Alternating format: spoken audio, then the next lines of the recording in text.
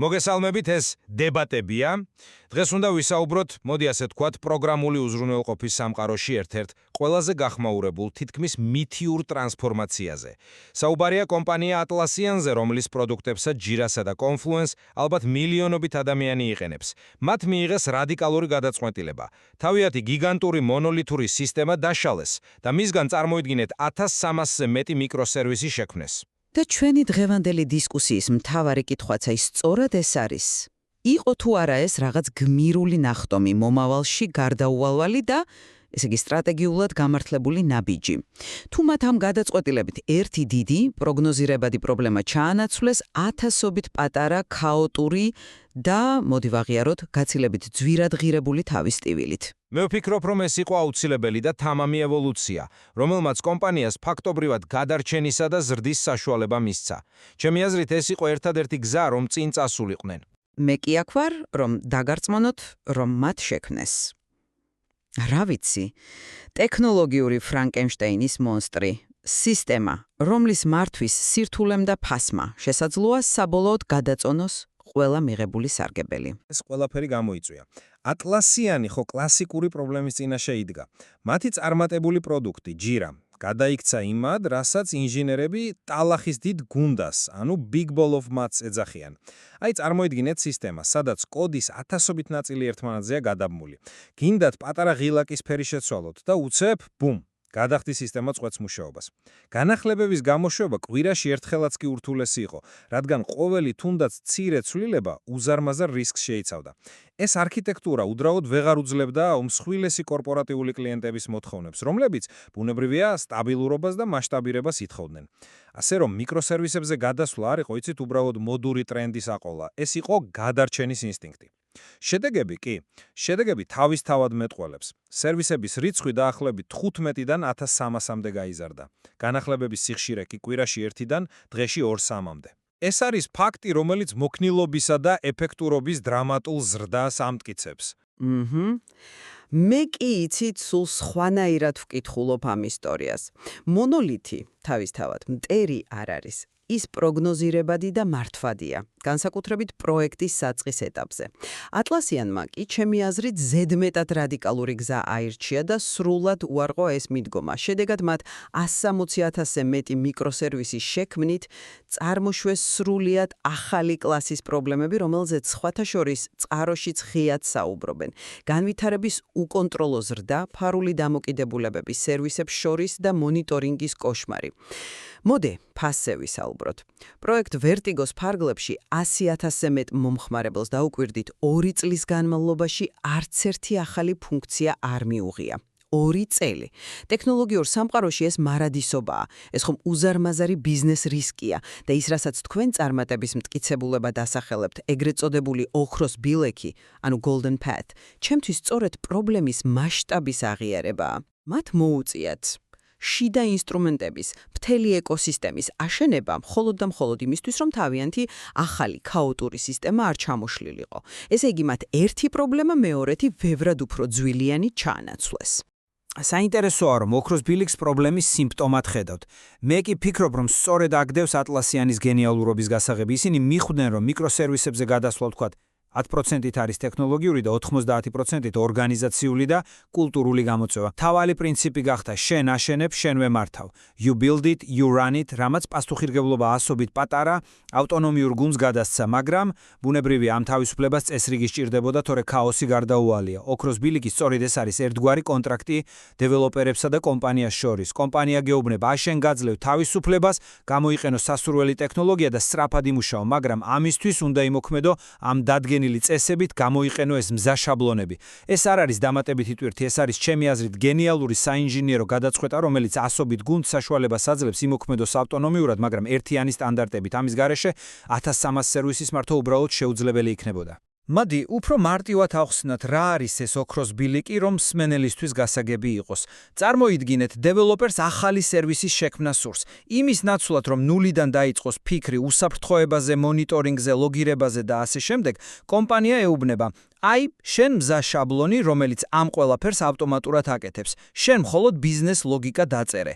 ეს ხომ ფაქტობრივად იმის აღიარებაა, რომ დეველოპერებისთვის სრული თავისუფლების მინიჭებამ შეიძლება კატასტროფული ქაოსი გამოიწვიოს. ამიტომ ისინი ქმნიან ერთ სწორ გზას, მაგრამ ხო არ გეჩვენებათ, რომ ამით ისინი იმ თავისუფლებას ზღუდავენ, რის გამოც ეს ყველაფერი დაიწყო. მათ ფაქტობრივად მოუწიათ მეორე დამხმარე ინფრასტრუქტურის აშენება, სერვისების კატალოგი, Microscope, ავტომატიზაციის პროცესის Service Quest, მხოლოდ იმისთვის, რომ პირველი არ ჩამოშლილიყო. ეს არის უზარმაზარი ფარული ხარჯი და საოპერაციო ტვირთი. მონოლითს ეს არ სჭირდება, რადგან იქ ყველაფერი ერთ სივრცეშია. ეს არ არის გამარჯვება, ეს არის ძვირადღირებული დამცავი მექანიზმი სისტემური ქაოსის წინააღმდეგ. კი, მაგრამ ნებისმიერი მასშტაბური სისტემა, მონოლითიც კი, მოითხოვს მართვის ინსტრუმენტებს, უბრალოდ ისინი განსხვავებულია. თქვენ ახსენეთ ხარჯი და ბიზნეს რისკი. მოდი ჩაუღმოვდეთ იმ 2 წლიან პერიოდს, როდესაც 100,000-ზე მეტმა მომხმარებელმა ახალი ფუნქციები ვერ მიიღო. დიახ, ეს მტკივნეული იყო, მაგრამ ეს იყო სტრატეგიული ინვესტიცია. წარმოიდგინეთ ქარხანა, რომელიც ძველი დანადგარებით მუშაობს და პროდუქციის ხარისხი ეცემა. თქვენ შეგიძლიათ განაგზროთ მუშაობა და ნელ-ნელა დაკარგოთ კლიენტები. ან შეგიძლიათ ვთქვათ, 1 წლით დახუროთ ქარხანას, სრულად განაახლოთ დანადგარები და მომდევნო 20 წლის განმავლობაში ბაზრის ლიდერი გახდეთ. Atlassian-მა მეორე გზა აირჩია. ამ ტრანსფორმაციის გარეშე ისინი ადრე თუ გვიან კედელს მიეჯახებოდნენ და ინოვაციას ვეღარ შეძლებდნენ. მათ დაიცვეს მთავარი პრინციპი არ დააღალატო მომხმარებელი, რაც პირველ რიგში გულისხმობდა სერვისის საიმედოობას. კორპორატიული კლიენტებისთვის, რომელთა მთელი ბიზნესი ჯირაზეა დამოკიდებული, სისტემის სტაბილურობა გაწილებით მნიშვნელოვანია, ვიდრე რაღაც ახალი ფუნქციები. შედეგმა, დღეში რამდენიმე განახლების შესაძლებლობამ ეს მსხვერპლი ჩემი აზრით სრულად გაამართლა. ბოდიში, მაგრამ მე უბრალოდ არ მჯერა ამ არგუმენტის. 100,000-ზე მეტი მომხმარებლისთვის პროდუქტის განვითარების 2 წლით შეჩერება არ არის უბრალოდ მტკივნეული პერიოდი. ეს არის უზარმაზარი სტრატეგიული მარცხი. ამით მათ საკუთარ კონკურენტებს, როგორიცაა მაგალითად Monday.com ან Asana, ოქროს შესაძლებლობა მისცეს, რომ მათი უკმაყოფილო მომხმარებლები მიეზიდათ. ჩემი მთავარი კითხვაა, თუ არ არსებობდა სხვა გზა. რაღაც უფრო ეტაპობრივი, ნაკლებად რადიკალური მიგრაციის სტრატეგია, რომელიც იგივე შედეგს მოიტანდა მომხმარებელთა ბაზის ასეთი გაუცხოების გარეშე. ეს ყველაფერი ან არაფერი მიდგომა ზედმეტად სახიფათო იყო. ისინი თამაშობდნენ არა მხოლოდ საკუთარი ტექნოლოგიით, არამედ კლიენტების ლოიალობითაც. როცა შენი მომხმარებელი 2 წლის განმავლობაში ვერანაირ სიახლეს ვერ ხედავს, ის ბუნებრივია იწყებს ალტერნატივების ძიებნას. ეს ხომ ბიზნესის ანაბანაა.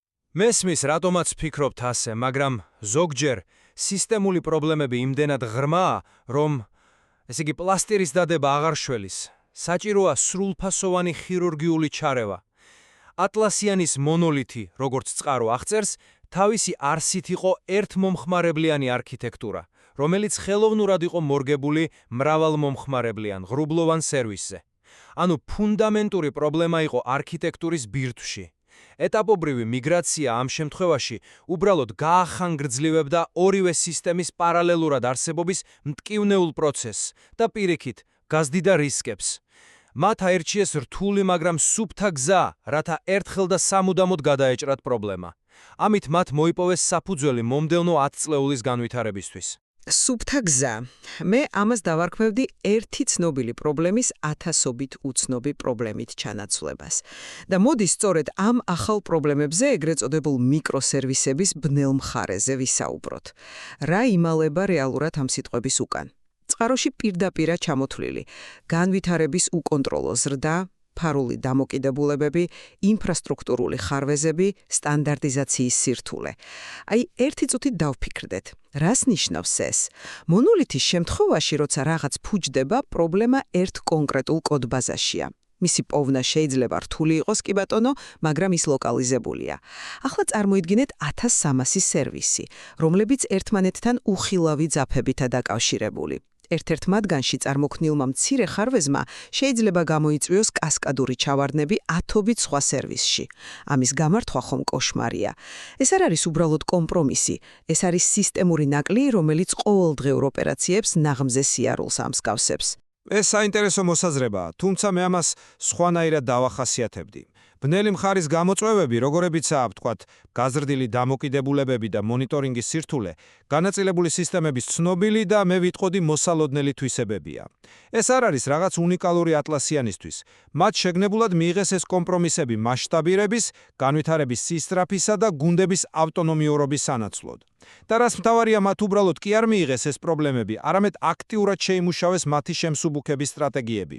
აი მაგალითად, განვითარების უკონტროლო ზრდის შესაჩერებლად შექმნეს Microscope, სერვისების კატალოგი, რომელიც ყველასთვის ხილულს ხდის, რომელი სერვისი რას აკეთებს და ვის ეკუთვნის. ეს არის მოწიფული არქიტექტურული აზროვნება, პრობლემის წინასწარ განჭვრეტა და მისთვის მომზადება და არა უბრალოდ ხანძრის ქრობა. კი, მაგრამ თავად ის ფაქტი, რომ ამდენი რესურსი და ენერგია იხარჯება ამ შემსუბუქებაზე, ზუსტად ჩემს პოზიციას ამტკიცებს. თქვენ მართავთ სიმპტომებს, მაგრამ დაავადება, ანუ გადაჭარბებული, ხელოვნურად შექმნილი სირთულე რჩება. მონოლითის შემთხვევაში დიახ, პრობლემები გააქვთ, მაგრამ ისინი ლოკალიზებულია. მიკროსერვისების შემთხვევაში კი პრობლემა განაწილებულია 1300-ზე მეტ წერტილში. თქვენ იღებთ გუნდების ავტონომიურობას, მაგრამ კარგავთ სისტემის საერთო სურათის აღქმის უნარს. არავის არც ერთ ადამიანს ატლასიანში არ ესმის ბოლომდე, როგორ მუშაობს ეს 1300 სერვისი ერთად. ეს არის ვაჭრობა, რომლის შედეგიც, ჩემი აზრით, ცალსახად დადებითი არ არის. მათ დაკარგეს პროგნოზირებადობა ქაოტიური სისწრაფის სანაცვლოდ და ეს ძალიან სახიფათო ბალანსია. კარგით, მოდი შევაჯამოთ.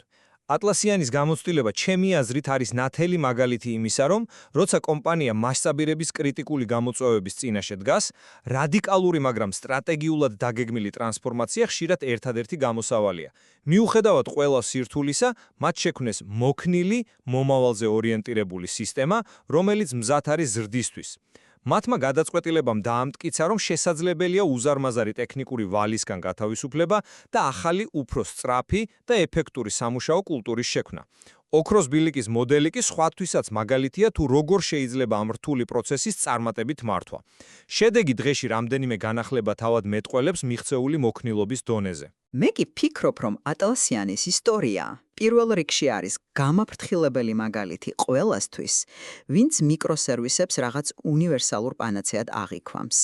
მათ ერთი ტიპის, კარგად ნაცნობი სირთულე ჩაანაცვლეს მეორედ განაცილებული, ფარული და პოტენციურად უფრო ქაოტური სირთულით. 1300-ზე მეტი სერვისის მართვის ფასი, როგორც ტექნიკური, ანუ დამხმარე ინფრასტრუქტურის შექმნა, ისე ბიზნესის თვალსაზრისით, 22 წლიანი გაყინვა შესაძლოა საბოლოოდ მიღებულ სარგებელს აჭარბებდეს. ეს არ არის უპირობო წარმატების ისტორია. ეს არის ძალიან ძვირადღირებული კომპრომისების ისტორია, რომლის საბოლოო ბალანსი და გრძელვადიანი შედეგები ჯერ კიდევ, გაურკვეველია. ვფიქრობ, ერთ რამეზე მაინც ვთანხმდებით. ატლასიანის ეს გზა კრიტიკულად მნიშვნელოვანი кейსია მთელი ინდუსტრიისთვის და მისგან ნამდვილად ბევრი სწავლა შეიძლება. დიახ, ნამდვილად. საბოლოო ჯამში მთავარი კითხვა ნებისმიერი ორგანიზაციისთვის არის არა ის, თუ რომელი არქიტექტურაა ზოგადად უკეთესი, არამედ ის, თუ რომელ კონკრეტულ მომენტში აჭარბებს მონოლითთან მუშაობის ტკივილი განაწილებული სისტემის თამდევი სრულიად განსხვავებული ტიპის სირთულეს. ამ ორ პერსპექტივას შორის არსებული დაძაბულობა კი ამ საკითხის სრულყოფილად გააზრების საუკეთესო შესაძლებლობას გვაძლევს.